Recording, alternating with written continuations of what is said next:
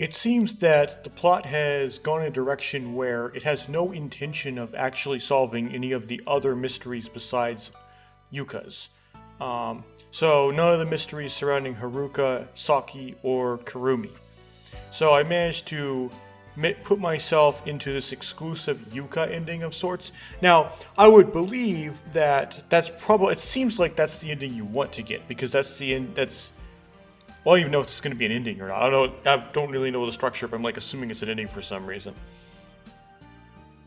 It's the ending you want to get, and it seems like I managed to get this ending that you would desire to get by just pure luck somehow, randomly. Anyway, this is what I would, if I were the player character, which I'm not, because the player character always has to be very dense and dumb, such that the other characters have opportunity to give exposition just in case for some reason you don't get it yet. That is, the only reason why you time travel back by dying inside the shrine, which seems to indicate that how you use the shrine to free yourself from time, which again is a euphemism for death, is to kill yourself inside the shrine. You can completely avoid going back in time by just not dying inside the shrine, right? Which means don't be in there or behind there when the earthquake happens. You can go to the shrine whenever you want. You can have the bells whenever you want. You can ring them whenever you want. You can stand on the steps leading up to the shrine on that morning of April 6th. And as long as it doesn't fall on you, you're good.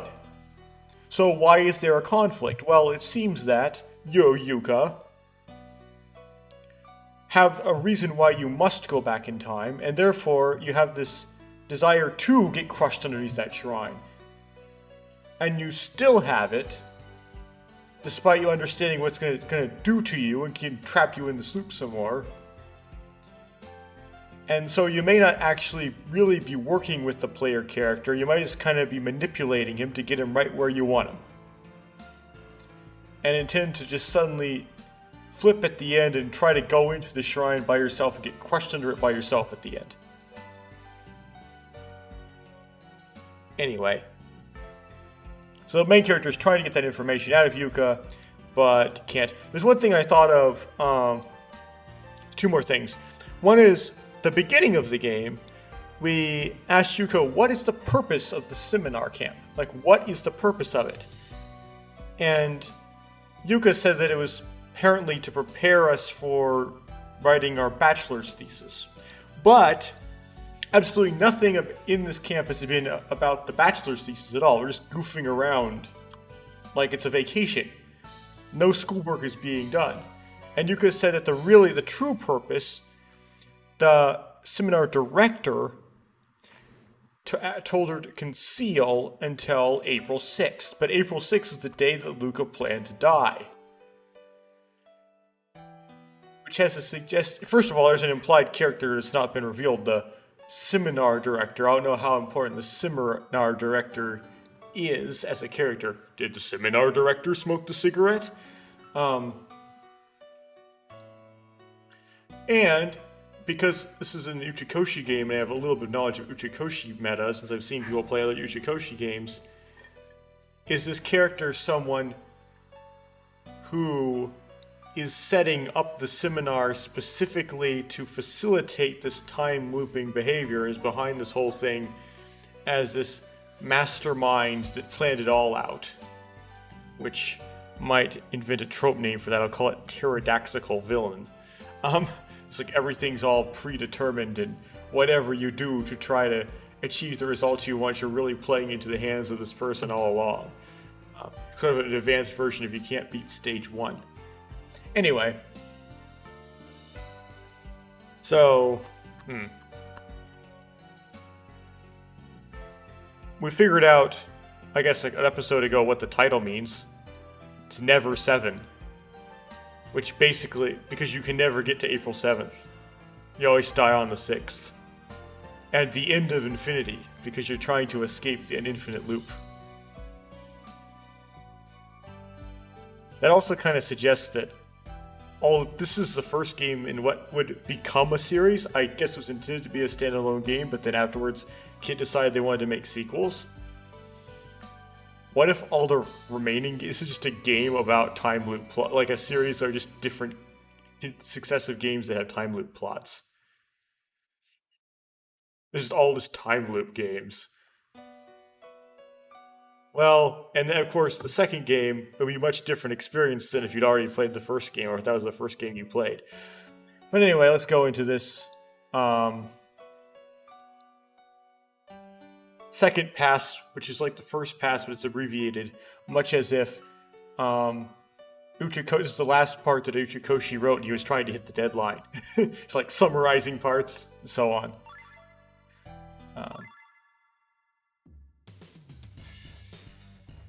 But is there a lighthouse around here? Oh, this is like, reminds me of that, what was that novel? I forget. To the Lighthouse, but who wrote it?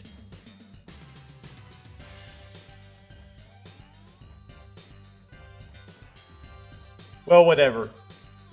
Nothing happens in that novel. It's one of the worst novels I read, but I don't think that like anything ever happens. They just kind of talk about going to the lighthouse the whole time and never actually do anything. Anyway. Yeah, there's one in Viewpoint Park. See, why don't we go see it, Yuka-san? Alright, that's what I'd like to say, but if it's just the two of us going, it's a little lonely.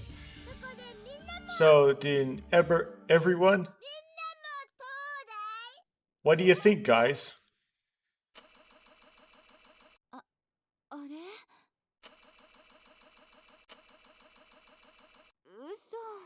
No way. Oh, sometimes batteries die in cars. No good, it seems the battery's dead. Oh well, shall we walk? Izumi-san says that as she begins to walk, naturally taking the lead. Of course, I kept my mouth shut about the battery and just let nature take its course. We arrive at the cherry blossom trees. Right now, Yuka and Kurumi are playfully chasing each other around the lighthouse in Viewpoint Park. The rest of us are still standing on the cherry blossom road, completely stunned. This is Saki, Haruka, and Okihiko's first time seeing these cherry blossoms.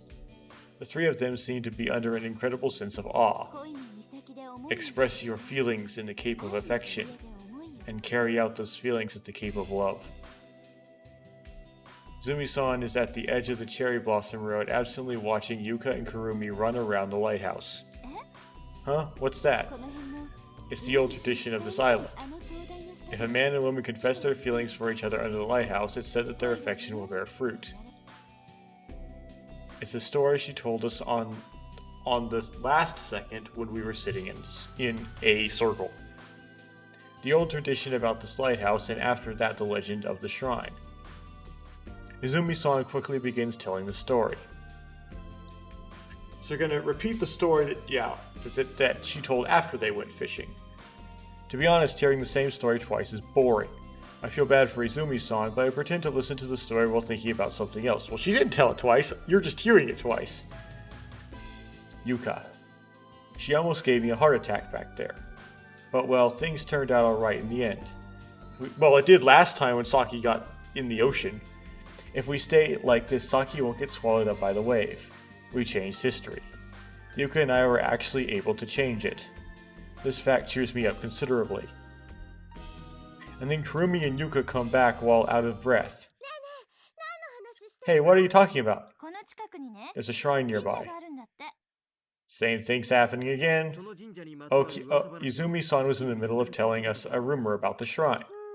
Kurumi-chan, you never heard of that shrine before. Nope, first time Kurumi's ever heard of it. Which is a lie. Well, it isn't that exciting because she thought it was, well, as far as she remembers, it might not be a lie in her mind. Okay. Was it that exciting? Kurumi's eyes light up. Well then, Izumi-san, will you continue? Yes. Izumi-san? Where was I? You were up to the part where you initially thought it was nothing more than a myth. I see, yes, that's right. When I first heard that story, I was also doubtful, but then... Izumi saw the instant Kurumi arrived, she suddenly changed. This definitely has happened the last time we heard the story, if my memory serves me right. Kurumi, Izumi-san, and the shrine. Could they be connected in some way? Yes. I'm waiting for the game to try to solve this. Right. Because Izumi knows something about Kurumi using the shrine in some way, which I still haven't figured out because, I mean, you could say that Kurumi has time traveled, but Izumi said that she suspects Kurumi is not actually her sister, and that somehow relates to it, which makes it more complicated. No way, absolutely not. Izumi-san shouts abruptly, bringing me back to reality. Huh? Why not? Why not? Weren't you listening, Kurumi? That story I told you just now wasn't a joke. Do you understand that? Kurumi understands, but if we don't look at it from a distance, then... See, you don't understand. You don't understand at all. But... No buts. No means no. Alright, do you understand? Pass the time at Viewpoint Park idly. One person admires the cherry blossoms in full bloom, another's thoughts turn to what lies beyond the sea. And yet another person frolics like an innocent child while trying to claw their way up the lighthouse. And in the setting sun. Right now, the 7 of us are lined in a row by the cave's fence, watching the bright red sun as it sinks below the horizon. Is it just my imagination, or does it feel like the sun's descending at a faster speed than usual? It's like a smoothly descending curtain. I feel a little reluctance to see it set and go away. I casually examine the others. They really seem lively, their cheeks dyed pink from the setting sun. I'll only change the bad events into good ones. That plan has been a splendid success so far. In the end, Saki never fell into the ocean. Since she didn't fall into the ocean, it's very likely she won't get into a quarrel with Haruka either. If that happens, then only good memories will remain. Yeah, but then why that happened is a mystery left unsolved. And currently, at this very moment, a new good memory has been born. Everything is advancing steadily and favorably so far. This is the dialogue you use to foreshadow that something very bad is about to happen. We retreated to dinner at Luna Beach and get back to the lodge past 9. I take a bath, brush my teeth, change into my night clothes, and lie down on my bed. Ah. As I yawn, Haruka suddenly enters my room. She didn't knock this time either. Haruka, what's wrong? And this is when she asks to go fishing with you the next day. But you didn't go fishing, so Haruka hasn't gotten that idea yet. I was supposed to do something, but that doesn't happen. What'd you do, Makoto? Makoto, can you fish? Huh. That's contrived. Fish. In that instant, several memories float into my mind. Haruka and I going fishing, kissing her on the forehead under that sunset sky. Wait, so this is required also? So, last time we had this thing where it says, I already knew that Kurumi was faking her illness, so I didn't have to worry about her, so I just went to the pool. Yeah, does that mean that you had to know that Kurumi was faking her illness, which means you had to go with Kurumi last time, in order to get this route? And you had to know that you kissed Haruka, which means you had to decide to go fishing with Haruka? But is that really a choice? Can you decide not to do that? Whatever. Like, really? All these things had to fall in line? Yes, that's tomorrow on the 3rd. Yeah, I'm great at fishing, I answered cheerfully. Then will you teach me tomorrow? Of course. Really? Really? Definitely? Definitely? Thank you. No, I haven't even taught you yet. Isn't it too early to be thanking me? Yes, but thank you. Well then tomorrow? Yes. Haruka leaves my room. Come to think of it, she said last time that she had no heart. Does she still think that even now? Even now. Now that's a strange way of putting it. This is the past after all. Well, either way, taking Haruka fishing doesn't sound bad at all. Ever since that day, she grew more and more obsessed with fishing. I have to teach her that hobby again.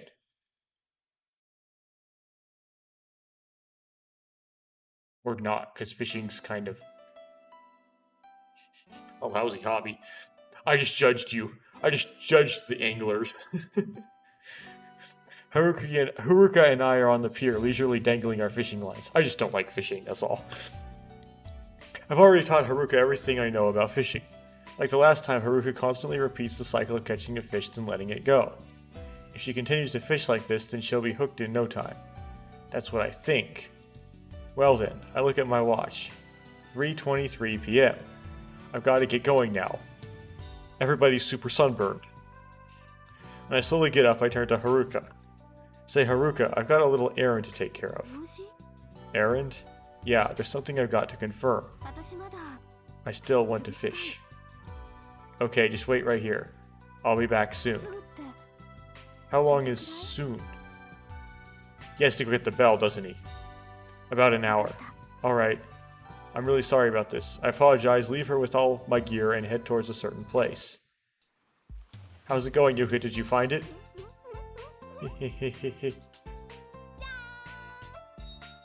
The bell is in Yuka's palm. Phew, that makes 2 life. I try to say this, but then noticed something I didn't earlier. Right next to Yuka is Kurumi. Kurumi's here? Kurumi-chan also helped out. Huh? Yuka-san said that it was a memento to her great-grandpa, so Kurumi looked very hard for it. Oh, I see, so that's how it is. Were you the one to find it, Kurumi? Yep. I see, you're a good girl. I pat her on the head. Well then, I gotta go back now. Right. See you later. Leaving with those words, I turn around. Just then, Yuka suddenly approaches me. Here. She whispers this very faintly into my ear. While using her back as a wall so that Kurumi can't see, Yuka puts something into my palm. I feel a cold sensation. I don't even need to see to know what it is. This is yours, right? Yuka says this and gives me a light tap on the shoulder. Hold on, you two. What are you doing? When she hears Kurumi's voice, Yuka jumps up and moves away from me. Nothing really. It's nothing. It's nothing. It's not nothing, is it? What you did just now was too suspicious. You think so? Of course! Kurumi scrutinizingly glares at us while furrowing her brow. Suspicious of what? Well then, see you, Kurumi. At this rate, things are going to get troublesome. I decide to leave and start to run away. Wait a minute, Oni-chan! When Kurumi's voice is out of earshot, I stopped in the center of the road to take a short rest. Hopefully Yuka will be able to lie her way out of that situation. The only reason why I went all the way to Moon Beach, which should be so obvious that I don't have to say it, but whatever. Are you that's awkward. Was to make sure whether or not Yuka could find the other bell. Right now, I have it. With this, we've been able to obtain both our lifelines. I reach into my pocket as if to make sure it's still there. Well, if you die not in the shrine, it's not going to help you, will it? All that's left is that day. As for the 5th and the 6th, if I keep my eye on Yuka the whole time, then nothing bad ought to happen. I feel a wave of relief wash over me as I walk briskly back to the pier. Just like tie her up. Welcome back. I'm back. Have you finished your errand? Completely. I see. Did you catch anything? Sit down next to Haruka as I ask her this. Yes, a few.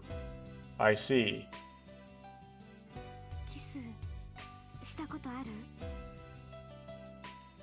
And by some contrivance, by just convenience, she happens to say the same line, even though we previously don't have the same conversation we had the first time.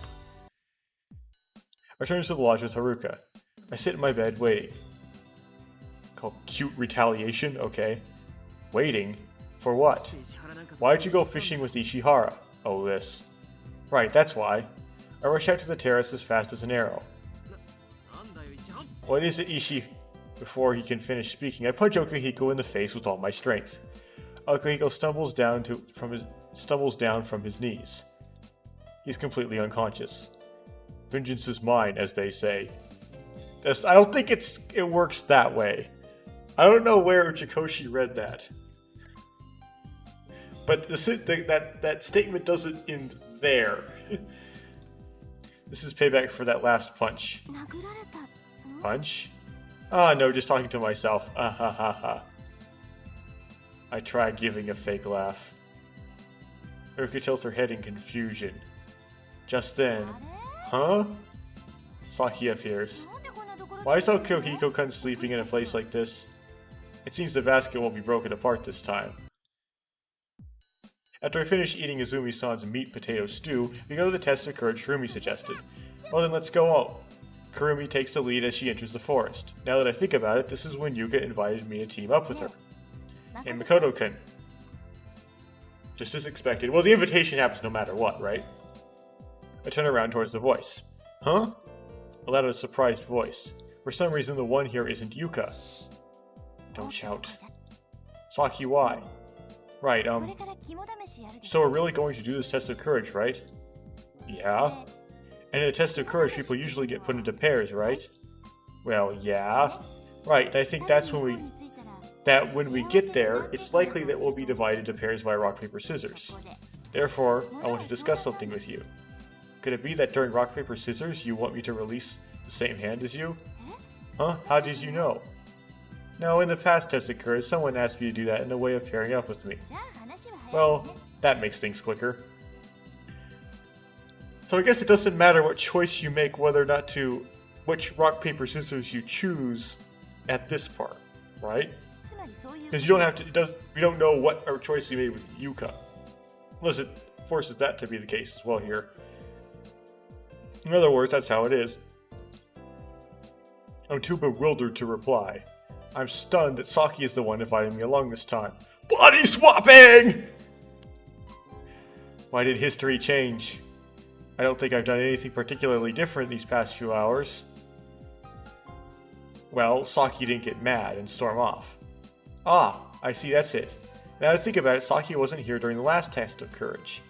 Because of that, history has suddenly changed. Well, if you don't want to, that's fine.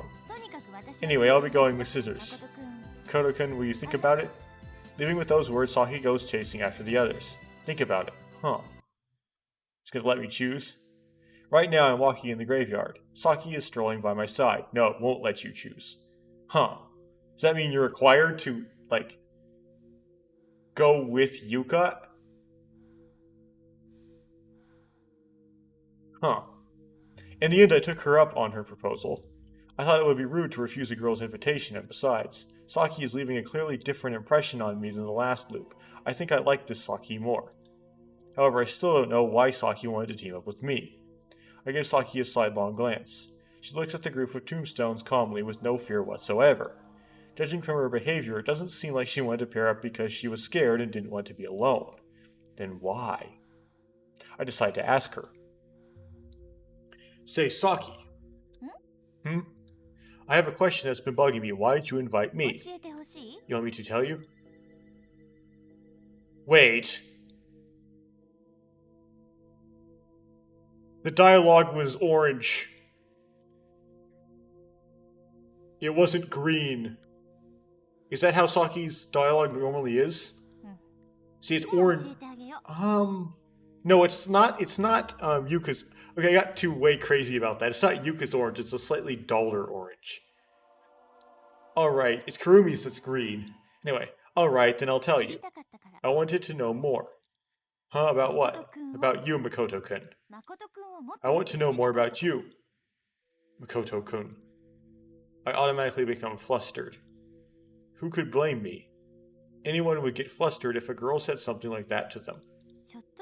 I guess I was a little curious. Curious, you're curious about me? Yeah. Why? Because you're similar. To whom? A classmate of mine from middle school. Bah bah bah! Actually, that song's about drug use. What does that have anything to do with revealing something?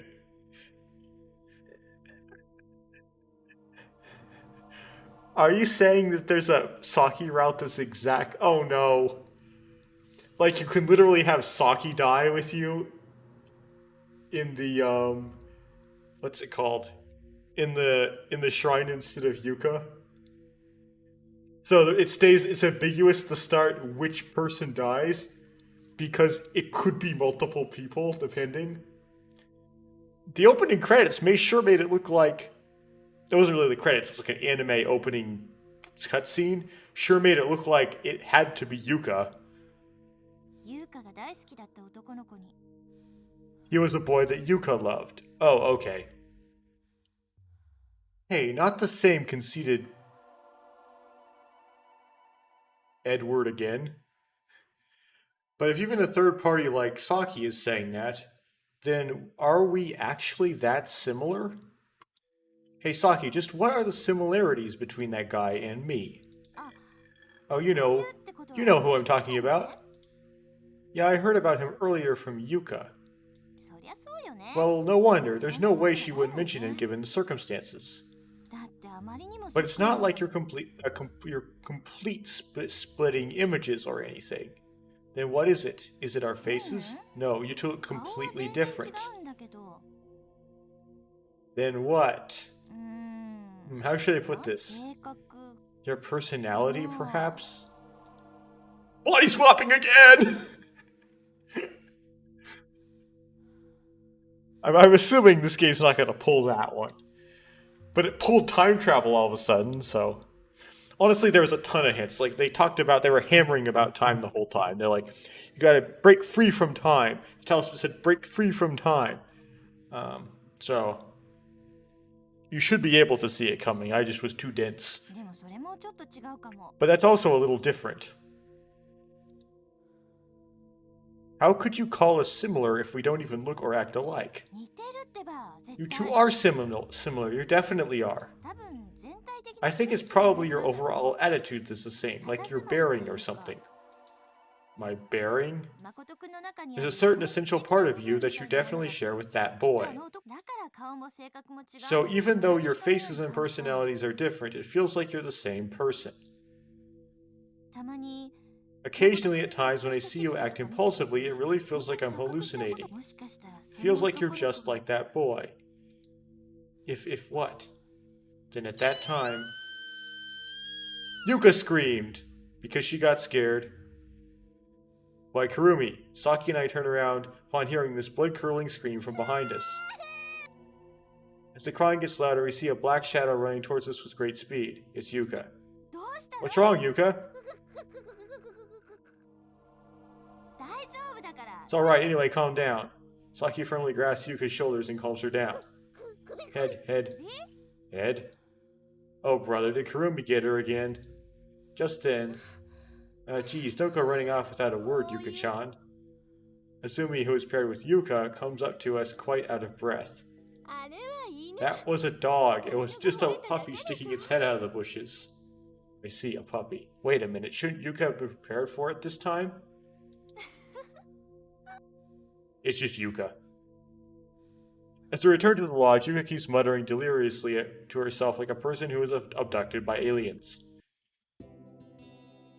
Kurumi and I watch Odo Gotten together. They still haven't resolved why Makoto is really similar to this boy, other than it's just like some sort of romance plot thingy.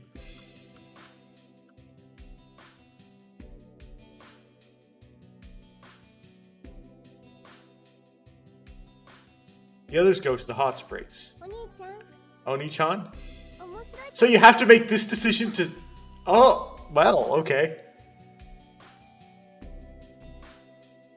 Well, you also had to know that... Oh. They literally have to make the exact same... Every decision mattered, every single one? Well, we'll see. Do you want to go somewhere interesting? I quickly grasp Kurumi's palm. Absolutely not. And assertively declare this. After that, Kurumi doesn't try to invite me, probably because she is overwhelmed by my stern outburst. Right now, I can't let her go to the shrine. Even if we don't go inside, going there might be the cause of Kurumi going missing in the future. In other words, tomorrow. I grasp Kurumi's palm tightly while continuing to watch TV. Yeah, but you want to see the talisman. But maybe if you have memories of it, that's good enough. Everyone returns to the hot springs around 11. Saki, Azumi, and Kurumi go back to their respective homes. I say goodnight to the rest of the members and quickly return to my room. As I absently stare at the ceiling, I think about today. Wednesday, April 3rd. April 3rd, in the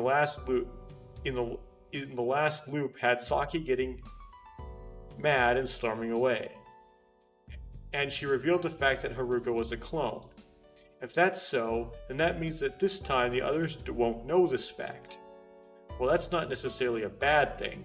It doesn't really need to be hidden, but there's no reason to tell them either. Since Saki didn't almost drown, this peaceful day was able to happen. Ha! I sigh. I close my eyes and instantly fall into a peaceful sleep. I exercised my protagonist power, and it worked. After finishing eating our ham and mozzarella cheese sandwiches, Yuka and I walked by the morning coastline. This time I decided to go with Yuka to see the cherry blossoms. So I presume that this required that I didn't do that the previous time. When I look up, I see the very picture of a wide blue sky, because it said, this time I decided to, right? Unless this second batch gets reprogrammed based on all my previous decisions, which is a way to explain it, I guess. Springtime haze is hanging in the air all across the sea, making a yacht traveling across the water seem like an illusion as it creates white caps. Hey Yuka, aren't we going to see the cherry blossoms again? I ask her this. I did say that we were going to see the cherry blossoms, but I don't actually know if that's for certain. In any case, we've already seen the cherry blossoms twice, once on the last 4th and once 2 days ago. No, we're not going today. Yuka answers. Why don't we go to Luna Beach to relax and pass the time instead? Yeah, good idea. We have to meet with everyone at Luna Beach at 5 anyway. Besides, looking at those cherry blossoms just makes me remember him. Huh? The first boy that I loved. Those words gnaw at my heart.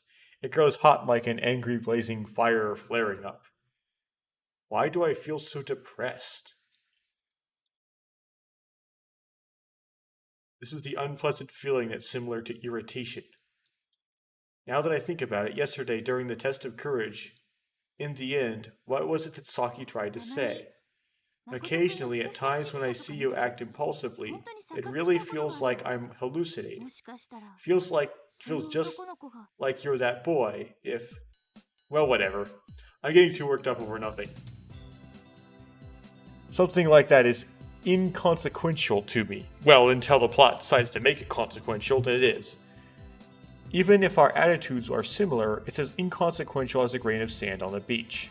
If I had it my own way, instead of saying that I'm similar to that boy, the right expression would be that boy is similar to me. It's not me who's being a copycat, it's that boy. I persuade myself with this absurd reasoning. As usual, Luna Beach has no customers.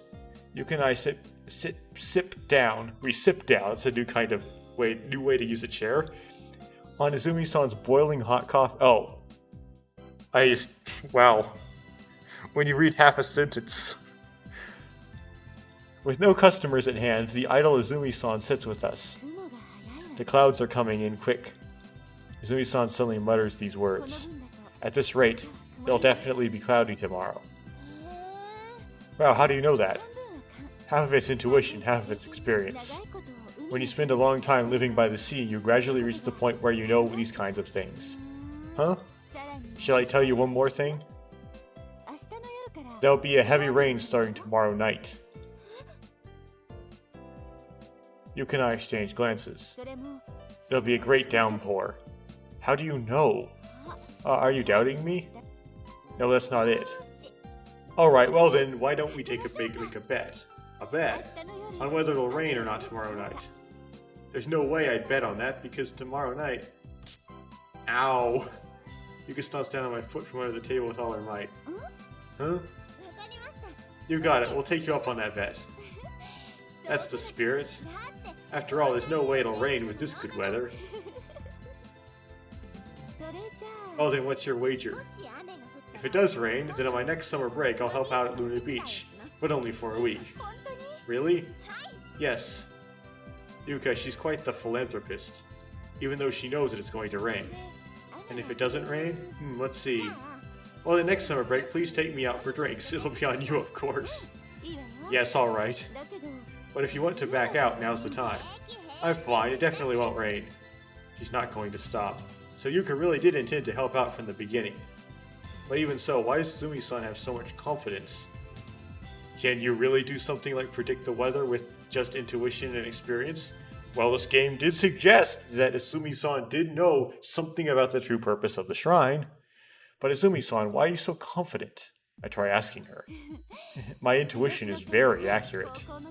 When I was in high school, I was known and feared as Susamoro's Laplace. Okay? Sumisora's Laplace. Oh, I didn't tell you? My alma mater was Sumisora Academy. No, that's not it. I meant Laplace. Oh, he was this French mathematician who was famous for telling Napoleon, "Science no longer needs God." At least that's the thing I remember the most about Laplace.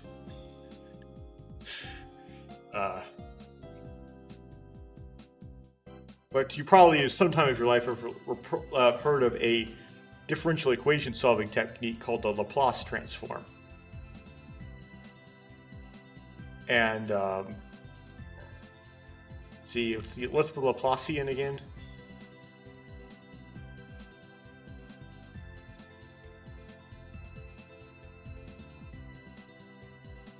For some reason that's slipping my mind. Oh, yeah, it's just you take second derivatives. It's the divergence of the gradient, right? It's the Laplacian.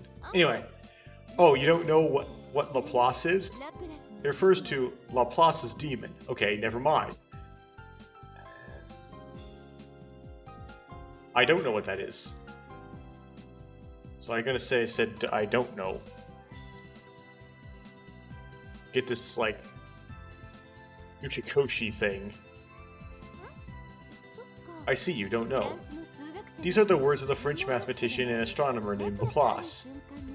Suppose there exists a demon, that is, an entity that possesses the ability to know, at a certain moment, the state of all things in the universe. Then, no matter how brief this moment is, it would always be enough for the demon to unravel everything that happened in the past and will happen in the future.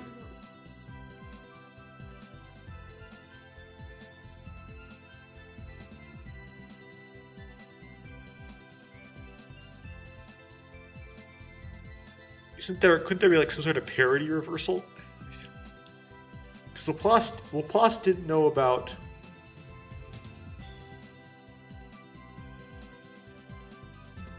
He didn't know that every particle was an excitation of a field. Huh.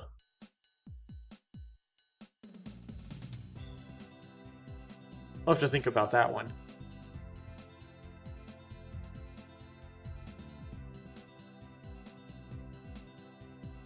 Because basically that brings up something called the measurement problem. Anyway.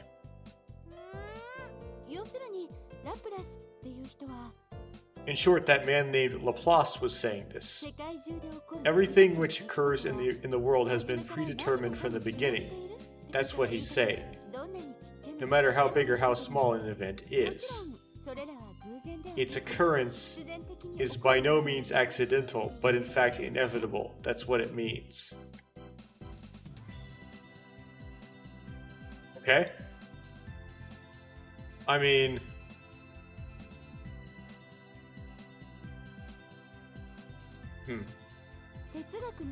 I believe that in philosophy this is called casual determinism.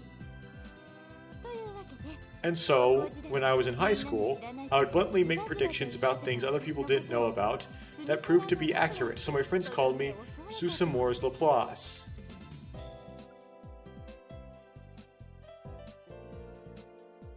But Makoto did the same thing, and she was all like, "We had to have a talk with you about how you're doing this." I see. So you time traveled, didn't you? Gotcha. Huh? That was all a lie. Truth is, I just watched the weather forecast. Huh? Is this like a meta fake out? Whatever. When I watched the weather forecast on TV earlier, they said that it would start raining heavily tomorrow night. That's unfair, Izumi-san. Teehee. Izumi-san vastly sticks out her tongue. I'm more disturbed by the story of Laplace's demon than Izumi-san's lie. Everything which occurs in the world has been predetermined from the beginning. Its occurrence is by no means accidental, but in fact inevitable. Everything's been predetermined. Then that means our earlier bet is now null and void, right? No way, the forecast's not always correct, is it? Tuna smiled merrily. At 11:17 a.m., the earthquake hits. and the plates break. But since Yuka and I already knew about it, we've gotten to the point where nothing surprises us or frightens us anymore. Only Izumi-san is upset by this contingency as her coffee cups completely broke. These recent earthquakes caused us to lose more and more tableware, she laments. And so up until everyone arrives at 5, the three of us pass the time exchanging trifling gossip. At that time, Izumi-san tells us very interesting stories about Kurumi. It seems that Kurumi's had vagrant habits ever since she was a child. She would get lost at the amusement park, but get strained when going on trips. Is that really what you'd call vagrant? Get stranded. Although I think about that, Yuka and I can't help but to nod every now and then at Izumi-san's words. At any rate, today is Thursday, April 4th, the day Kurumi actually went missing. Kurumi's disappearance. I see, now that I think about it, that was how all this began. The first time Yuka and I went to the shrine was to look for the missing Kurumi. We didn't see that talisman when we went to the shrine, and right now we probably wouldn't be doing something like repeating this time. You may have, but you just wouldn't have remembered. If that's the case, then making Kurumi go missing might be dangerous.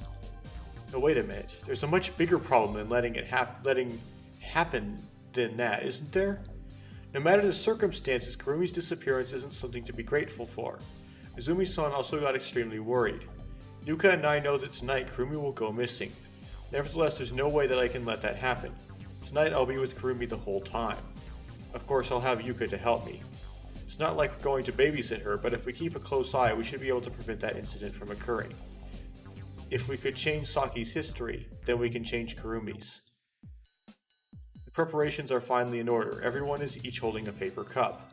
Inside the cups are ice-cold beer. However, Kurumi and Haruka have orange juice. Savory smoke begins to rise from the iron plate. Well then, shall we make a toast? The one to lead us off the toast will be, right, the leader of the Kawashima party. Would you do the honors? I thought you'd say that. Yes, you knew she would say that. Everyone's eyes immediately turn to Yuka. Ahem, and she's gonna say some weird cryptic thing here. Very well then, to our chance meeting. And it's a little late, but also to Saki's recovery. Huh?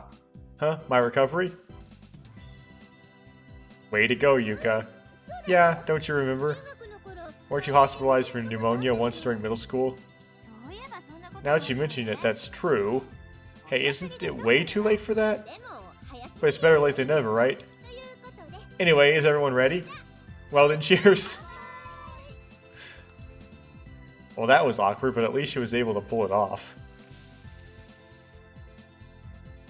Everyone is much more cheerful than last time. I can't find one speck of gloom in Saki's expression, and Haruka is in an unusually good mood. Ah, looking at Haruka jogs my memory.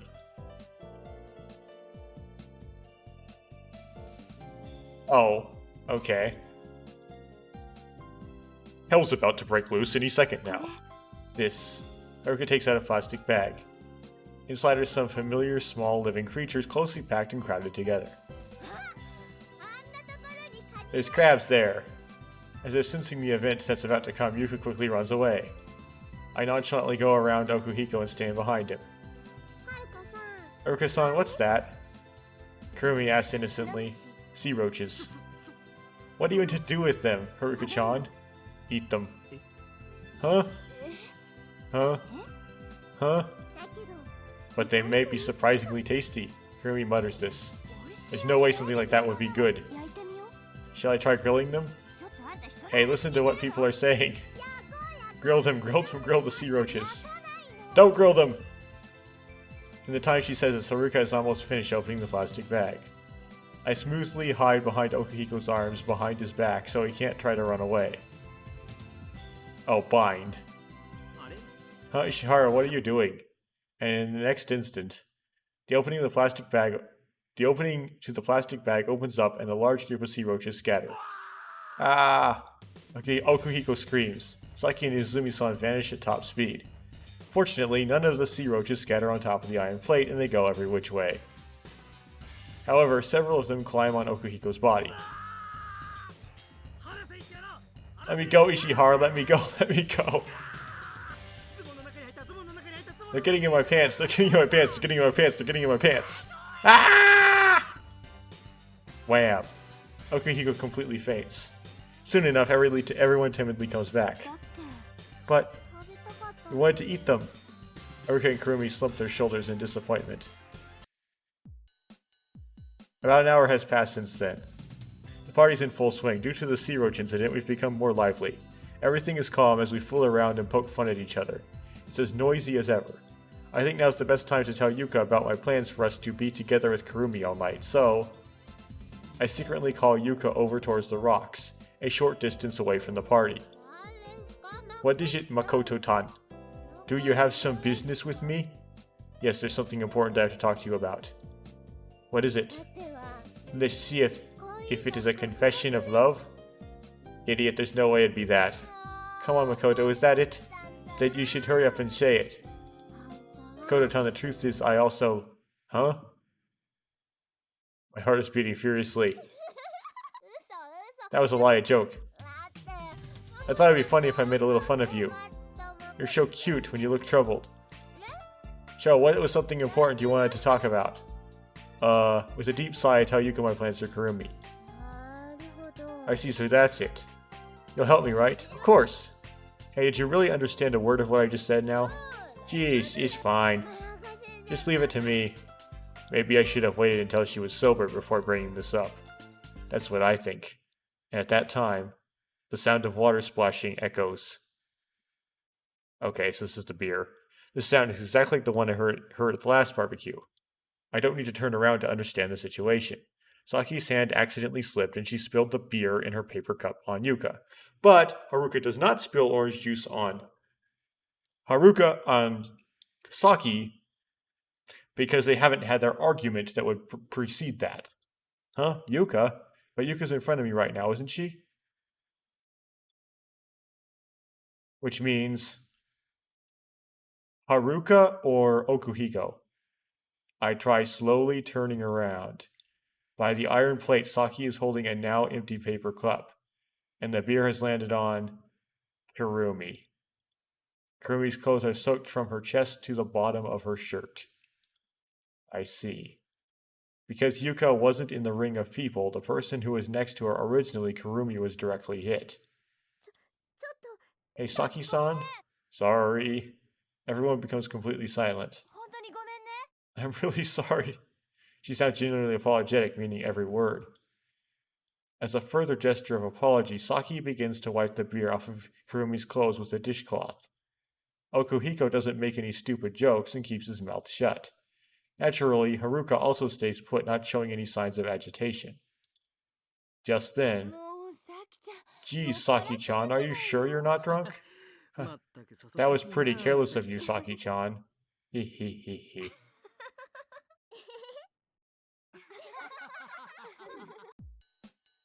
Everyone bursts into laughter. They cheerfully laugh at Saki's blunder, as if trying to poke fun at her and brush the incident off. Of course, Kurumi's bright smile returns too. Saki sheepishly grins at all the teasing. It's as if anything and everything's all changed. The atmosphere from last time has suddenly changed to a harmonious atmosphere. Why? I don't even have to think about it. Once again, a bad history has changed into a good one. However, this one is special because history has changed without us directly interfering with it. We didn't think about trying to prevent the fight, but thankfully history changed for us. This is just like that story, when the wind blows the barrel maker's profit. So could it be that even luck is on our side now? When I think that, I get into a kind of giddy mood. It's a little later, but Yuka and I begin to laugh much louder than the others. After that, the laughter doesn't cease until the barbecue ends. 5th! Getting close. After that, we left the barbecue in a cheerful mood and returned to the lodge. We were reluctant to break up at Princess Beach and end the party. Well then, why don't we all go to the lodge and play cards? So we decided to accept Izumi-san's proposal. We had played so many rounds of 7 bridge that we had lost track of time. In the end, everyone got tired and fell asleep past 2 in the morning. As usual, Haruka is in her own room and Okuhiko is sleeping up in the loft. After the game was over, Saki returned to her summer house alone while rubbing her sleepy eyelids. Truth be told, it seems she wanted to stay overnight at the lodge with everyone, but unfortunately there wasn't enough room for her to sleep. Izumi-san is using the living room sofa, and Kurumi took my bed when I wasn't paying attention. So in the first place, even I don't have a place to sleep. It looks like I'm sleeping on the hard floor tonight. Oh, and as for Yuka, she's next to me right now. We're sitting on the floor of my room, our backs leaning against the wall. Kurumi is sleeping soundly in front of us, breathing quietly. We're gazing at her peaceful sleeping face. But aren't you glad? Yuka whispers this without taking an eye off Kurumi's face. About what? About Kurumi-chan. She played cards with us the whole time. We didn't have to specifically watch out for her that way, right? Well, yeah. Judging from her sleeping face, I'm sure she won't wake up until morning. Yeah. And we haven't gone back to that shrine this whole time, right? That's right. Feels like a happily ever after is coming our way. Hey, you say what you like, but don't you think it's too early to feel that way? Just as the reader will think exactly the same thing as this line. Good writing there. Really? Yeah. Just to be safe, why don't you stay with me tomorrow night? You don't trust me? It's not like that, but... Now what is it like? I told you it's just to be safe. So you really don't trust me? Well, I sure don't! Even in the darkness, I can tell that Yuka's annoyed. Just hold it right there. How could you expect me to trust you when you were the one who broke our promise on the last 6th in the first place? That was, don't come here ever again, even though you said that in front of the shrine. I was taken aback by my own words. That's right, isn't it? Why did I forget about it up until now? Was it because everything's been going so incredibly well that I let myself get intoxicated with cheerfulness and didn't realize I'd forgotten about it? Even though this was such a crucial element. Even though this was the most important question. This is the question in my mind that was bugging me just before I fell asleep the night of the 1st. Why did Yuka want to go back to the past? Say, Yuka, I still haven't heard it, have I? Your reason for wanting to go back to the past. But that's already... I don't even know what it is. You never even told me. I'm telling you, it doesn't... Even so, there's no way I can trust you. I don't know your reason at all. I have no guarantee that you won't go. I'm finally able to let out some steam. My shouting caused Kurumi to turn in the bed. Makoto. You're horrible, Makoto. Horrible? I'm horrible? I get it. I'll tell you everything. Yuka says this and slowly gets up. I don't want to wake Kurumi-chan. Yuka quietly leaves the room. I follow right after her. Yuka sits down in the center of the short staircase that leads to the terrace. I sit down next to her. The biting cold night wind nips at my ears. The wind makes the blood that's rushed to my head suddenly cool down. I slightly regret yelling now. I look up at the night sky. This is the second time I've seen this miracle. The sparkling group, this tempest of stardust. The countless stars shine brightly as if they were about to burst. My mind has calmed down like the surface of water does after a ripple. Yuka purses her lips and looks at me. Her eyes are misty as if she's about to cry. She takes a deep breath, her thin shoulders trembling. And this is where you say, let's stop recording right here. But I won't do that because I don't do those kind of things. I wanted to go back to the past no matter what. She speaks in a very quiet voice. If you want to know, I have absolutely no idea what the answer to this is going to be. And when Yuka says it, I'm going to be like, of course, I should have figured that out by now. A soft voice that feels like it's touching my heart. I realized on the night of the 5th, you and I went to the shrine and talked about time travel. After that, even when I returned to my room, I couldn't get it out of my head the whole time.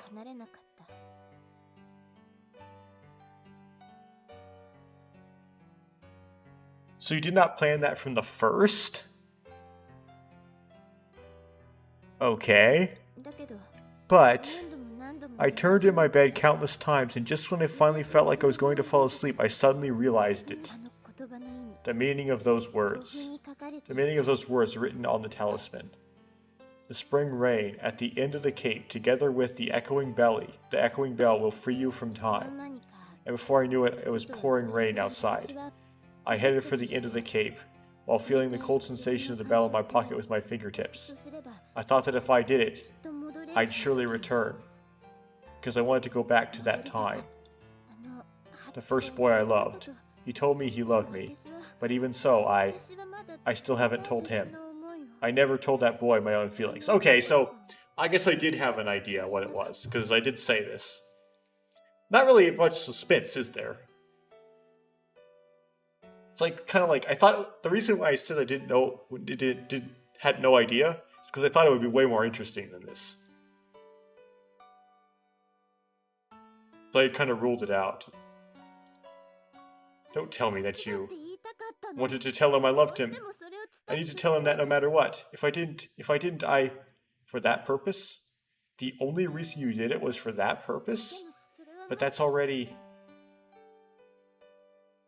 Don't with me. Then you're telling me that the only reason... No, I've continued to be toyed like this is because of your selfish emotions? These past 10 days, no, it could have been 10 years or 100 years for all I know.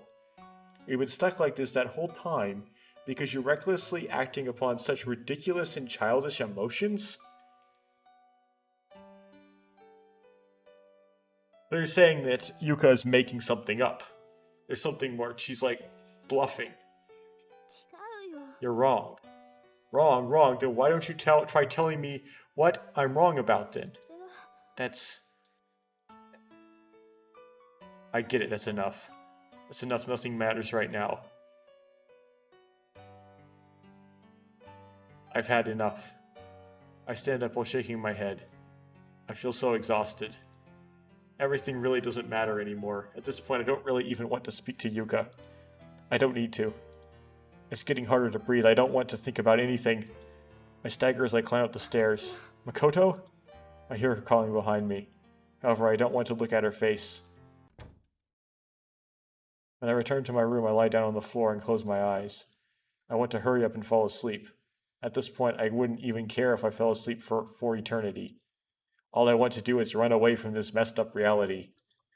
As if someone flipped a switch, I drift off to sleep the moment my eyes shut. And Yuka goes to the shrine. Koto, okay. So is Saki. Someone shakes my body, rousing me from my sleep. We're already at the 6th? Before my eyes is Saki. Hey, how long have you been going to sleep? How long are you going to sleep? It's already afternoon. Oh, are you alright? Your face is really pale. Did something happen? It's fine. Leave me alone. I can't leave you alone after seeing your face like this. Seriously, what's wrong? Did you get into a fight with someone, perhaps? It doesn't matter anymore. It has nothing to do with you, Saki. Hehe. It's because you're trying to carry everything on your shoulders like that. It's okay to talk to other people about your problems sometimes. Yeah, unless they entrusted you with a secret. No comment again, huh? Hey, I'm sorry, but I'm not in the mood to talk to people right now. Leave me alone, please. Hehehe. That part's exactly like him. It's as if you two have a lifelike resemblance. Lifelike resemblance. Is she talking about that guy again?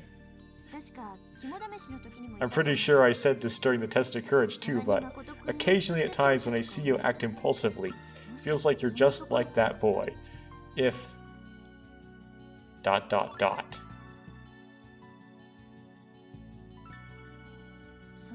If he were resurrected. I find myself thinking that at times.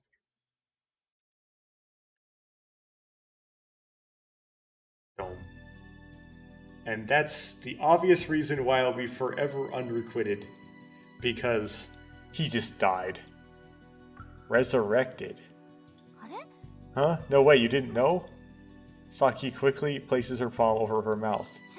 Should I have not have said that? What are you talking about? Saki? Geez, but I've already let it slip, so it can't be helped.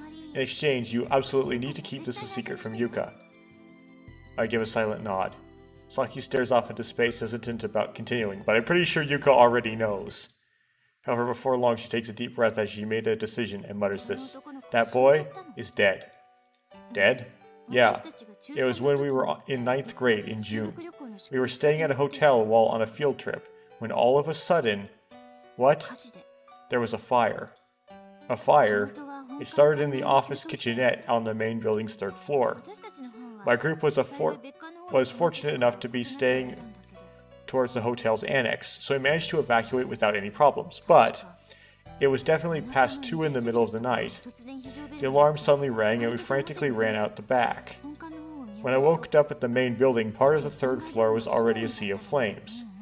No, it was more like a wall of flames. Do you understand why? It's because only the walls and the space between the 2nd and 4th floors were wrapped in deep red flames. So you're telling me that that boy was on the 3rd floor? Saki slowly shakes her head. Like my group, he was staying at the annex. Then, the ones in the main building were Yuka's group, and he went back for them. She wasn't in the same group as you? Right. Of course, there were other groups and kids from other classes in the main building, but it was just bad luck. Only Yuka's group were staying in the rooms in the dead center of the 4th floor. It was too late to escape. The 4th floor was the top floor of the main building, so they couldn't escape by going up. On the other hand, below them was that sea of flames. We could only watch and pray as Yuka's group desperately waved their hands from the room's windows begging for help. But then a lone, determined boy went plunging into that fire. It was that boy. He kept going in and out of that blazing hellfire, helping girl after girl out one after another, his face drenched with sweat the whole time. And then he brought out the last one. He held Yuka in his arms as he staggered out of the entryway, then lost the last of his strength and died. He kept going in and out of that building with almost no oxygen over and over again. It was perhaps a miracle that he managed to save all the members of that group. I only heard about this part afterwards, but as that boy held Yuka in his arms, he spoke his last words. Yuka, all this time I've loved you. For a while, I can't think about anything. No, I don't want to think about anything. That shocking truth feels like it just punched me in the gut. I'm similar to that boy. How ironic. I suddenly get dizzy and I feel a pain in my head as if my brain tissues were oozing pus. Strength begins to vanish from my body. Makoto-kun, Makoto-kun. Her voice sounds distant. Once again, I fall into an endless void of darkness. As I find out I'm actually dead. When my eyes suddenly open, my surroundings are already pitch black. I don't even have the energy to raise my arm to check my watch. That daring and resolute boy, and me a coward. My heart feels as if it's being crushed. Although the boy put his life on the line to save Yuka and the other girls, I hesitated for one instant. At that instant, I was thinking first and foremost about the way for myself to survive. That's why I couldn't protect Yuka in time. Yuka and Saki are making a tremendous misunderstanding by saying I'm similar to that boy. I'm not that much of a wonderful person. Don't say that, we're similar. Don't condemn me that far. Don't commend me that far. That boy died telling Yuka that he loved her. But in the end, Yuka was unable to convey her feelings. That's why she tried to go back to the past. Even so, I said those horrible things. We've been stuck like this that whole time because of you recklessly acting upon such ridiculous and childish emotions. I writhe in my bed. I hold my head and tear at my chest. As time goes by, the pain only increases. I tightly shut my eyes and continue to tremble in the darkness.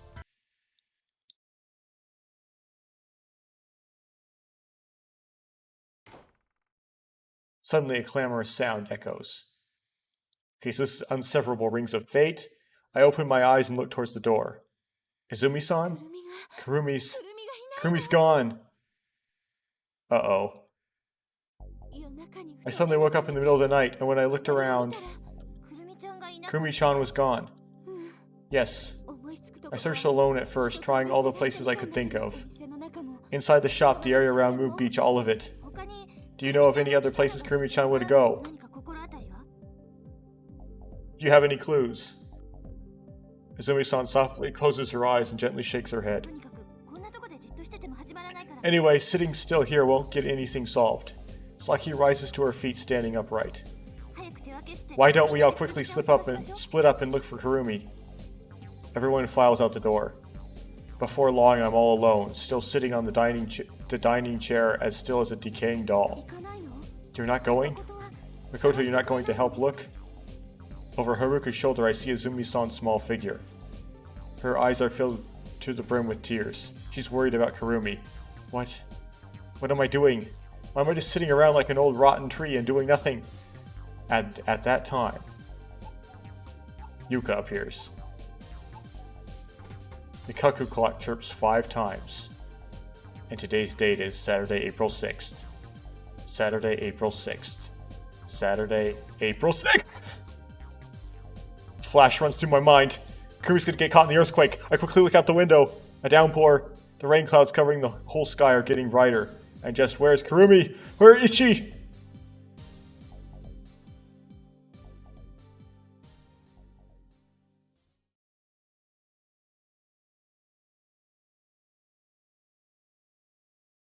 Oh!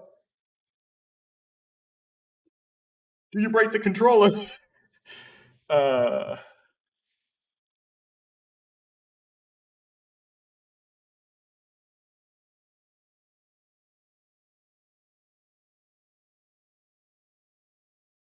Do we do the Kurumi ending?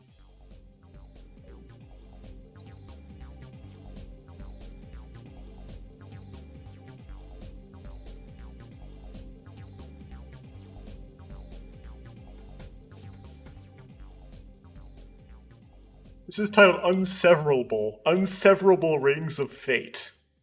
Does it matter? Okay, that's what I'm gonna do. I'm gonna pick the stupid choice. Because it's more interesting. I kick off the chair and rush outside. Hold on, Makoto-kun, where are you going? But there's no longer any time for me to answer. This is a race against the clock. Where's Kurumi? That's obvious, isn't it? The shrine. And today is Saturday, April 6th. The earthquake will happen soon. What if Kurumi's in the shrine at the time? My time limit is already less than 30 minutes. Although the muddy ground trips me up, I muster all my strength to keep running. Makoto, Makoto! I hear Yuka shouting from behind. I already know what Yuka's trying to say. History is repeating itself. If I go over there right now, nothing will change. Kurumi, she didn't go missing on the 4th. History changed. Yuka and I were overjoyed with that thought. But, in the end, the same thing is happening. Kurumi still disappeared. All that's changed is the date. Laplace's demon is smiling. Everything which occurs in the world has been predetermined from the beginning. This occurrence is by no means accidental, but in fact inevitable. So history can never be changed? There's no way to change the direction of that giant current? I'd swallowed us up, toyed with us, and finally made us arrive at the same place as last time. Even if that's so, I must go there. If that boy that I supposedly resemble could risk his life to save Yuka, then so can I. Is this what you call destiny?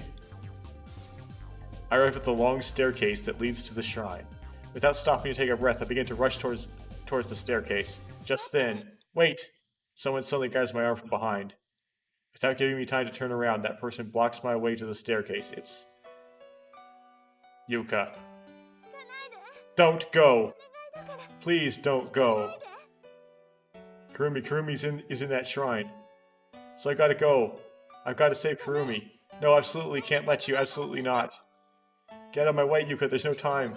If you go in there, things will turn out the same way again. Nothing will change. We won't be able to return to the free world.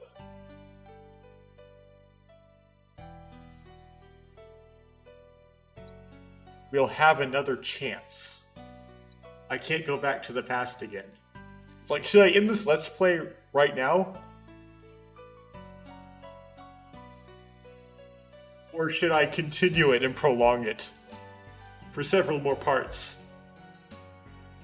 I think I'll prolong it. I'll just keep rapping.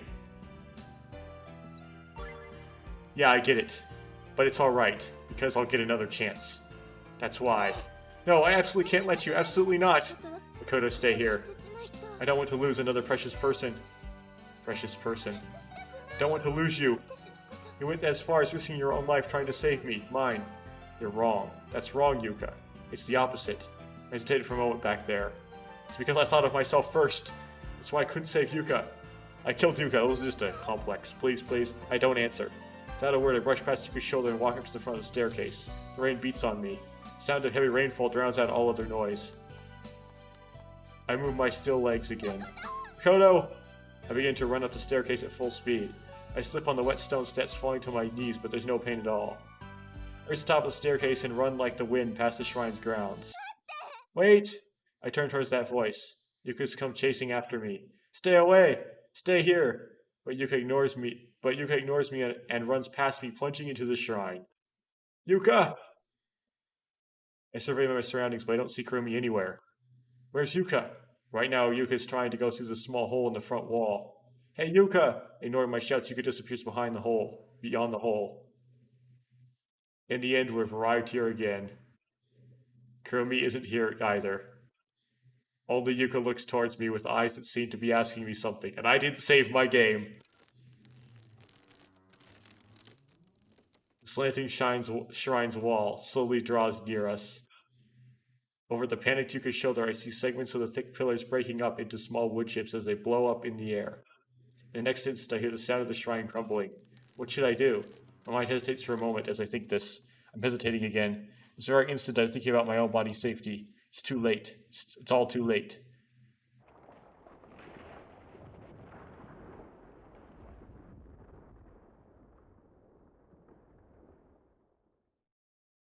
Oh, it pauses here.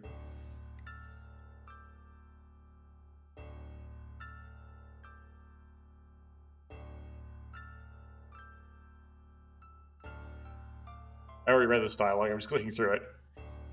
Click, click, click, click, click, click. Get through this dialogue.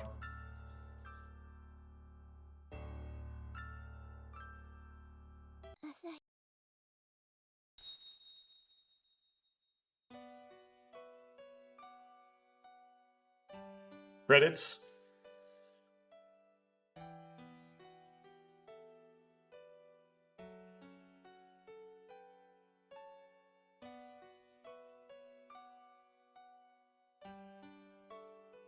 In Japanese, because they did English. They did the okay.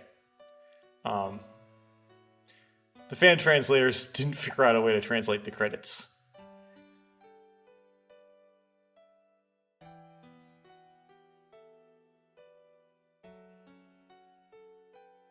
Okay, so can I skip by hitting K? Nope, there's no way to skip through this. I guess I have to read these credits. But I can't read.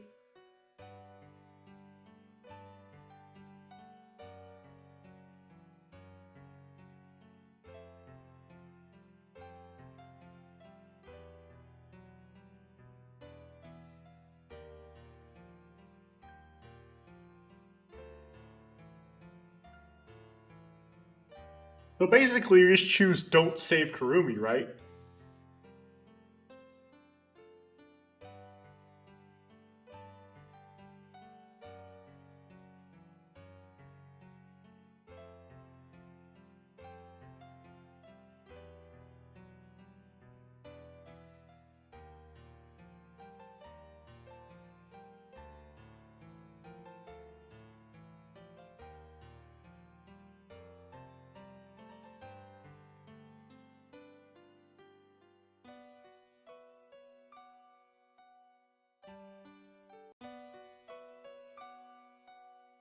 Okay.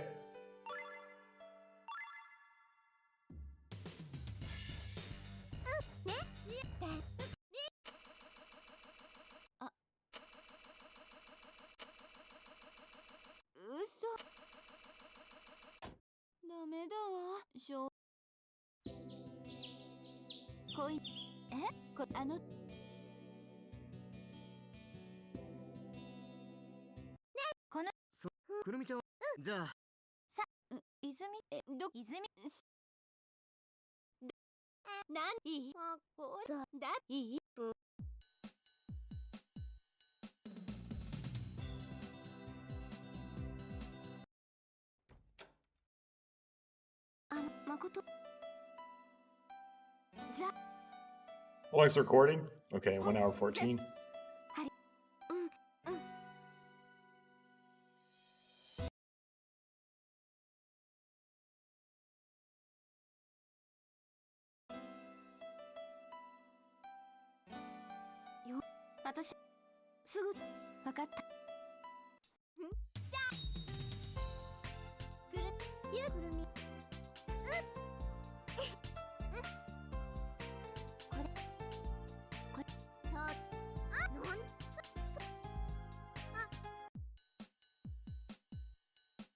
Here, I got to the afternoon.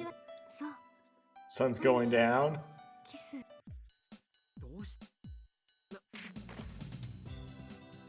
Find Shokuhiko.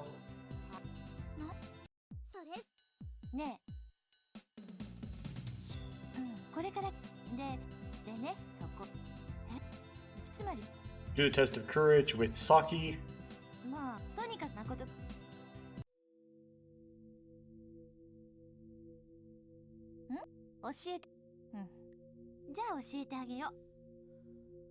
Now, see the choices that we, after going around the second time, yeah, we only had 4 choices. So.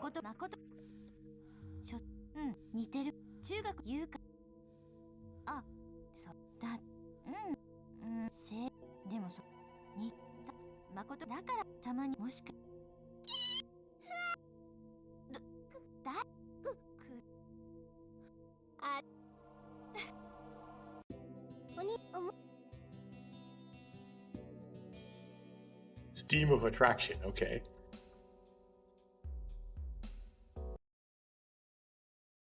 Fourth.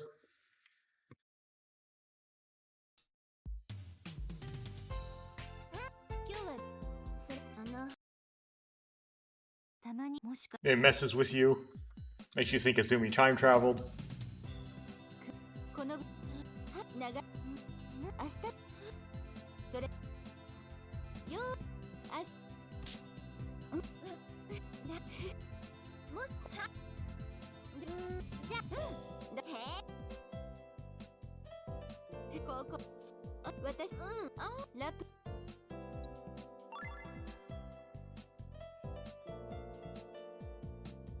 Okay, so you can have Makoto give it instead of Azumi.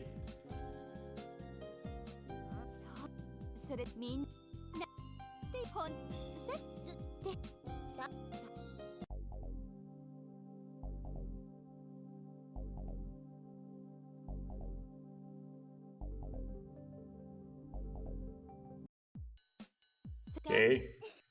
Evening of the 5th. Or the 4th or whatever.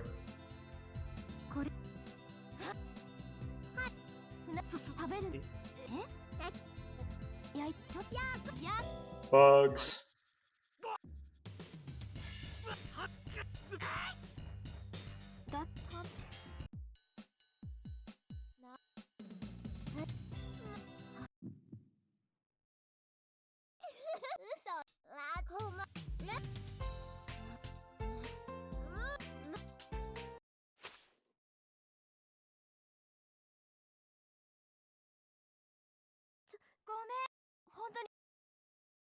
Okay, spilling the beer.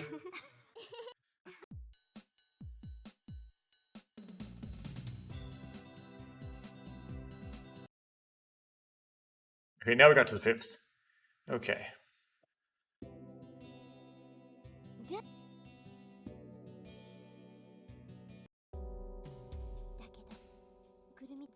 Three a.m.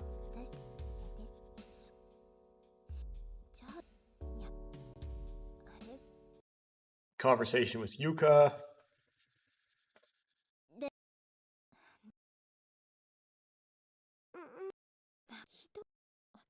Come on. Go.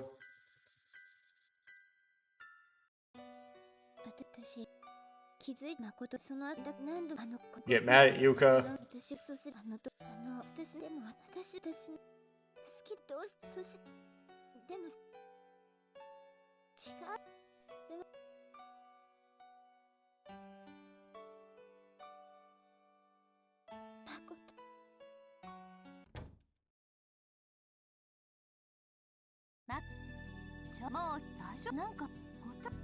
Let me blow away the entire fifth.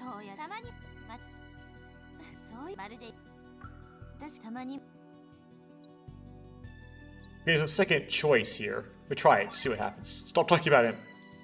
I don't want to hear about him ever again. Get out. Get out, Saki. I roll into my bed, wrap myself in the covers, and plug my ears. I don't want to hear anything. I don't want to think about anything. I'm begging you, don't take me back to reality. I can only be at peace when I'm in this darkness. Makoto-kun. Hey, Makoto-kun. Her voice sounds distant. Once again, I take refuge in the everlasting world of sleep.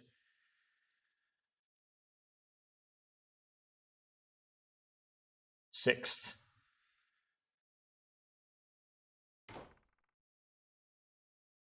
Suddenly the clamorous sound echoes. I open my... okay. So you just don't get the story. Doesn't seem to change anything though.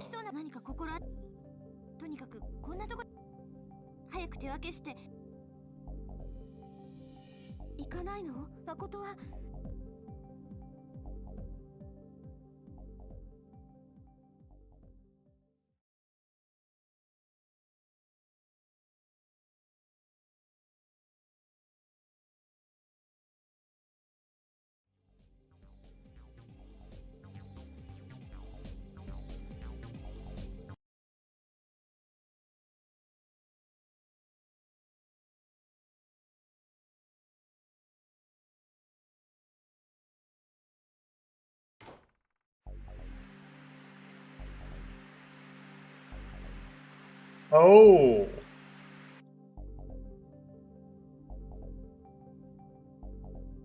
So Yuka's running this time. I try to pick up my pace. Hold on, Makoto-kun, where are you going? Saki shouts at me from behind. There's no longer any time for me to answer. It's the race against the clock. My time limit is already less than 30 minutes. So this time, Yuka runs after her. So then this is a bad ending. This is not gonna work. It's a bad ending. I should have saved it immediately in there somewhere.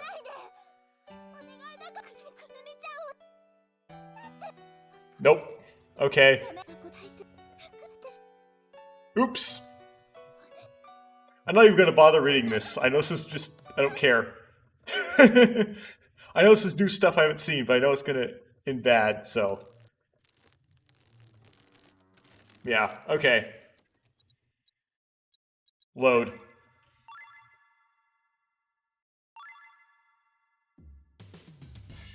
Okay.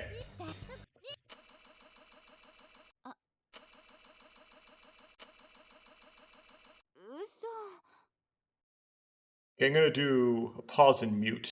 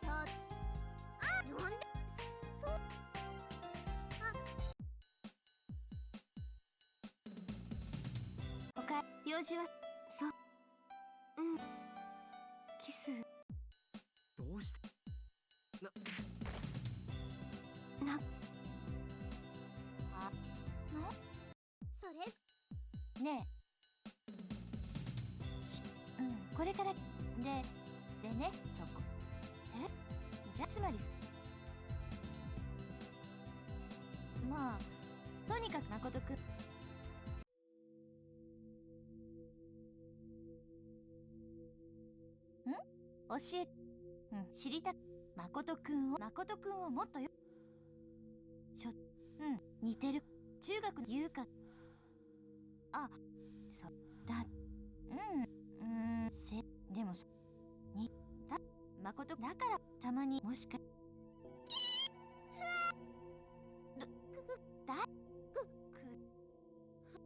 あれ。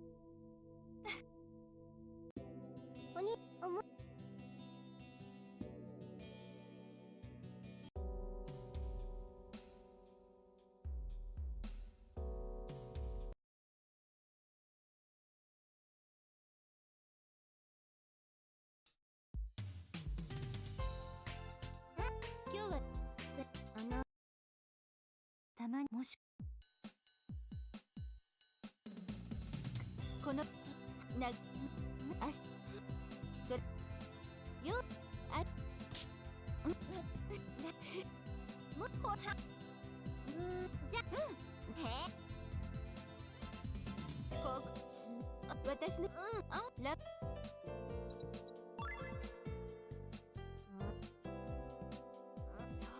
それみんなでほんせだ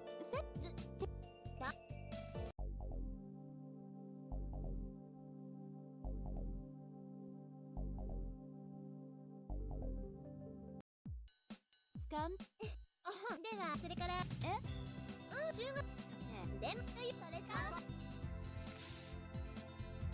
これ食べるやちょやあれ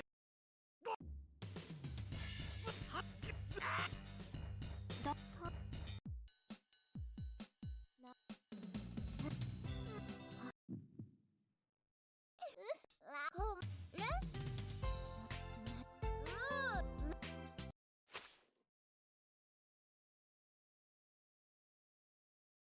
ごめん本当に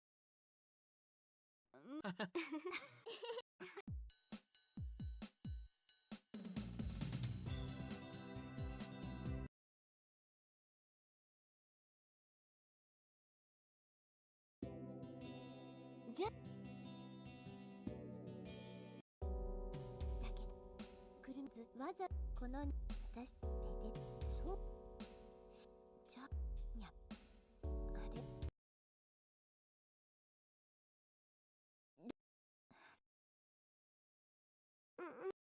人は全部くるみ私気づいまこそのだなん5分いつの私そす私でも私たち好きどうしてもそしでも違うそれ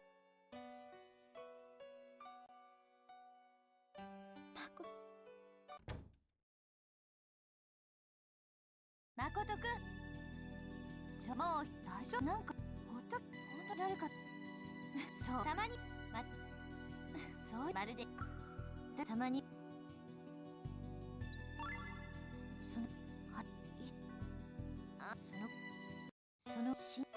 私中学歌詞で私たち突然本館わかる彼は本館もちろんは本館部屋けれど頭言うかほとんど全員これは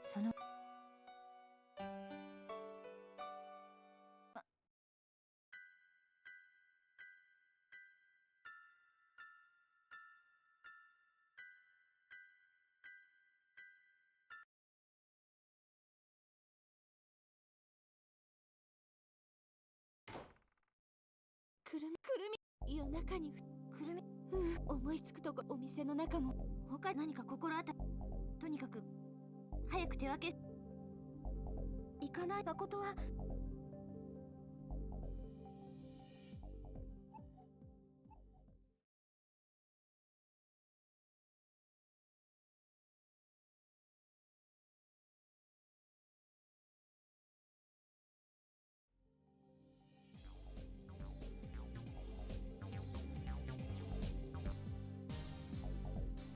Okay, let's try to break through this barrier. So, the decisions were on the second pass. Yes, to some yes or no question. I don't know. or I do know, to the Laplace's demon. ... When Saki, like, keeps talking about the boy, right? You say ... as opposed to stop talking about him. And then we want to, and so now we're here at don't help Kurumi or go help Kurumi. I know if you click go help if you click don't talk about that boy again, then Yuka chases after Kurumi, and then you end up with a bad ending. If you say yes, allow Saki to talk about that boy, you get this choice. I know it's saying go help Kurumi. You run after to try to save Kurumi, and then Yuka comes in behind you, and you end up at the same end. The only thing left is don't go help Kurumi. And if you choose this, you see Yuka running off, then this whole route's basically borked. And I have to go all the way back to the beginning of the game to try something different. Don't go help Kurumi. I know. I don't even need to think about it. Kurumi's in that shrine, and today is Saturday, April 6th. The earthquake will happen soon, but there's no way I can go there. If Yuka and I go over there... Yuka? Where's Yuka? And Yuka runs off to the shrine? No way. No way, she couldn't have. I kick off the chair and rush outside. I look around for Yuka. I don't see her amongst the others, who are out by the front door. I shift my gaze to the tip of the forest path. I see the small retreating figure of Yuka running. Yuka? When I come to my senses, I find myself running as fast as I can. I try to pick up my pace. Oh no. Hello, my Kutakun, where are you going? Saki shouts at me from behind, but there's no longer any time for me to answer. This is a race against the clock. My time limit is already less than 30 minutes. Okay. So this again.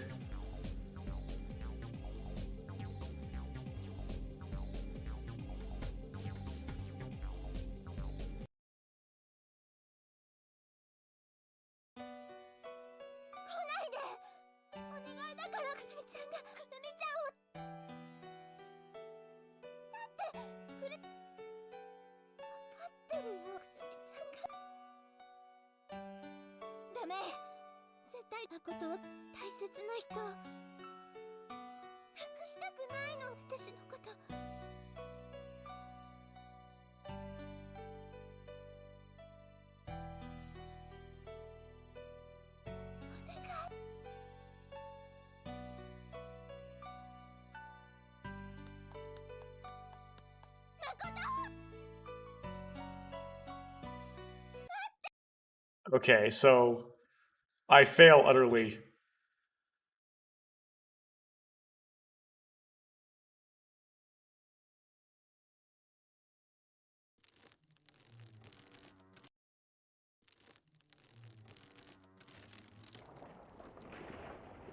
This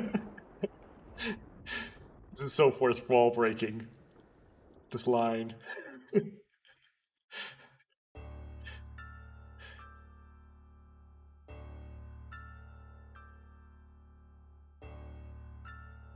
And it's gonna roll credits, right?